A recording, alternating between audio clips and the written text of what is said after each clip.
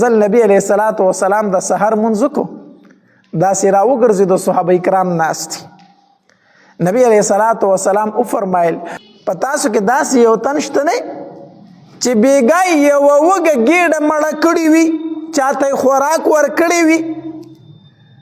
ابو بکر صدیق رضی الله تعالی عنہ فرمایلی وی او د الله پاک پیغمبره ما بېګا یو وږی سړی موړ کړی دی، یوه وږه ګېډه مې مړه کړې ده.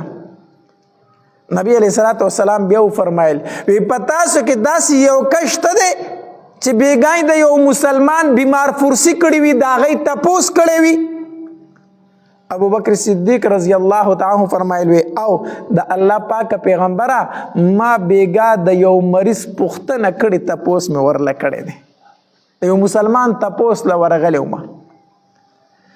بیا نبی علیه الصلاة والسلام فرمایل وی په تاسو کې داسې یو انسان شته دی چې بېګا د یو مسلمان جنازه کړې وي، د یو مسلمان په جنازه کې شریک شوی وي.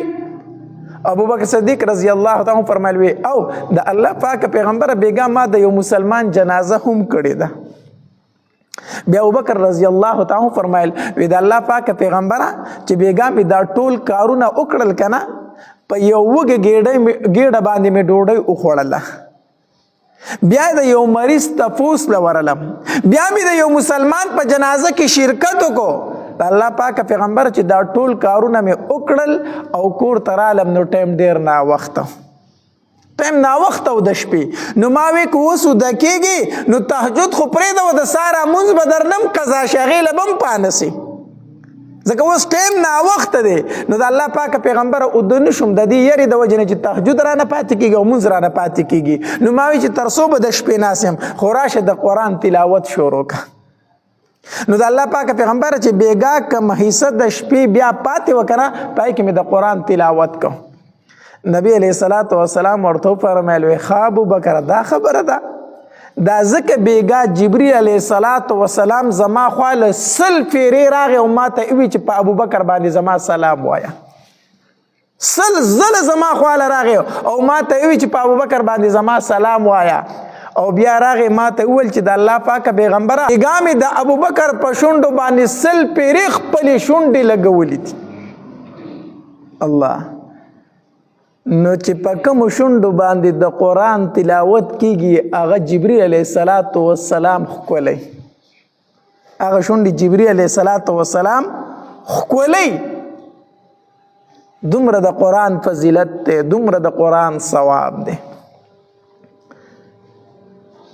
الله حدیث مبارک کے راضی نبی علیہ الصلاة والسلام فرمائی وی کم انسان بچے چی قرآن ختم کی، دا کم انسان بچے چی قرآن ختم کی.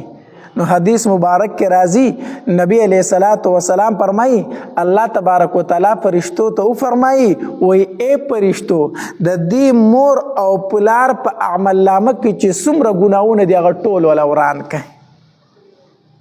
په کومه ورځ چې ستا بچي د قرآن ختم وکړو په هغې ورځ باندې ستا د اعمال نامې نه الله ګناهونه ختم کړو، ګناهونه ختم کړو. دومره خو د قرآن ثواب دی. بیا حدیث مبارک کے راضی نبی علیہ الصلاة والسلام فرمائی وی کم انسان چې په ناظره باندې قرآن ختم کی او بیا روزانه د 200 آیتونو مبارکه تلاوت کوي او دا انسان مړ شو، الله تبارک وتعالی خو دې بخلی او بخلی دی، خو د وجې نه الله 15 نورو مړو ته مغفرت نصیب کوي. په ناظره دی قرآن ختم کو او بیا د روزانه 100 آیتونو تلاوت کو د 200 او عمل دې پې کړی و او مړ شوې، نو الله خو ته بخلی او بخلی، خو ستا د برکت د وجې نه 15 نورو مړو ته هم مغفرت نصیب کېږي په مقبره کې. دا خو د ناظري دومره لوی ثواب دی، د ناظري چې بیا ترجمه وکړي او حفظ وکړي چې د هغې به څومره لوی برکات وي. نو نبی علیہ الصلاة والسلام حدیث مبارک تے وی دا قرآن پا یو حرف باندې اللہ سونے کے ورکی لسنے کے ورکی. او نبی علیہ الصلاة والسلام فرمائی وی الف لام میم یو حرف ندے، الف زان لحرف تے، لام زان لحرف تے، او میم ځان له حرف دی نو په الف لام میم باندې څو نیکۍ شوي 10 نیکۍ شوي.